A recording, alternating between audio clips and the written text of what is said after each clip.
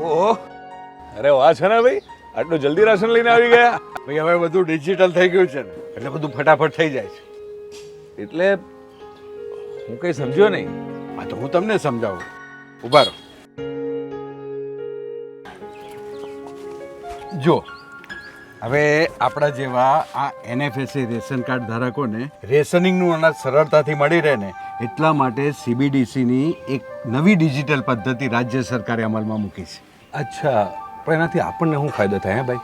ફાયદો એ થાય કે આપણને QR કોડ સ્કેન કરવાથી જ અનાજ મળી રહે, બાયોમેટ્રિકની જરૂર ના પડે અને એનાથી સમયનો બચાવ થાય અને આપણે લાઈનમાં ના ઊભા રહેવું પડે. ન હોય તો આ મને શીખવાડો ને. સાવ સહેલું છે. મોબાઈલ નંબર આધાર કાર્ડ અને રેશન કાર્ડ સાથે લિંક હોય તો સીધી નોંધણી થઈ જશે અને જો ના હોય તો નજીકના આધાર કેન્દ્રમાં જઈ અને આધાર કાર્ડ સાથે મોબાઈલ નંબર લિંક કરવાનો, પછી my ration app A download કરવાની અને પછી KYC કરો અને નોંધણી કરી તો બસ. મારી દીકરીએ આ રાશન કાર્ડનું KYC તો કરાવી દીધું છે, તો હવે શું કરવાનું આગળ નોંધણી કરવા? જો સમજાવું. પ્લે સ્ટોરમાં જઈ અને PNB ડિજિટલ રૂપી એપ ડાઉનલોડ કરી દેવાની, પછી એપ ઓપન કરી અને ટર્મ્સ એન્ડ કન્ડિશન એક્સેપ્ટ કરી દેવાની, પછી જે સિમ કાર્ડ આધાર કાર્ડ સાથે લિંક હોય એને સિલેક્ટ કરી અને બાયોમેટ્રિક અથવા મોબાઈલ પિન સેટ કરી દેવાનો. આટલું થઈ જાય એટલે એપ્લિકેશનના વોલેટનો 6 આંકડાનો પિન પણ સેટ કરી દેવાનો અને આધાર વેરિફિકેશન માટેની પ્રોસેસ કરવાની. એ પછી મોબાઈલ પર એક OTP આવશે, એ તમે દાખલ કરી દો એટલે નોંધણી પ્રક્રિયા પૂરી અને પછી તમારા મોબાઈલના હોમ સ્ક્રીન પર વોલેટનું બેલેન્સ દેખાડતી સ્ક્રીન પણ આવી જશે. ભાઈ આ સરળ તો છે, પણ હારે હાલો ને દુકાને જઈને જોઈશ ને તો જ એ વધારે ખબર પડશે. હા ચાલો. ચાલો. અરે છનાભાઈ, તમે પાછા કઈ ભૂલાઈ ગયું કે હું? અરે ના રે ના, આ તો કાનજીભાઈને પેલી PNB ડિજિટલ રૂપી એપથી અનાજ લેવું હતું એટલે એમની સાથે આવે છે. કાનજીભાઈ, તમારો મોબાઈલ નંબર બોલો.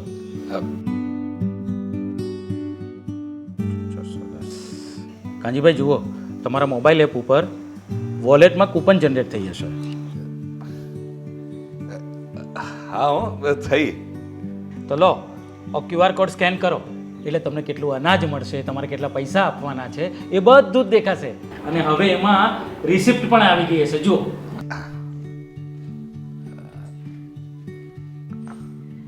હા, સ્કેન થઈ ગયું ને? હા. લાવો તમારો થેલો એટલે તમને તમારું અનાજ આપી દઉં. એ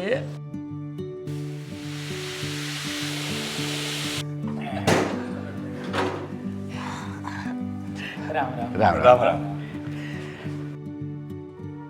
છનાભાઈ, હા, આ સ્માર્ટફોન વાળી વાત તો ખબર પડી ગઈ, પણ ધારો કે કોઈની પાસે સાદો કીપેડ વાળો મોબાઈલ હોય તો એમણે શું કરવાનું?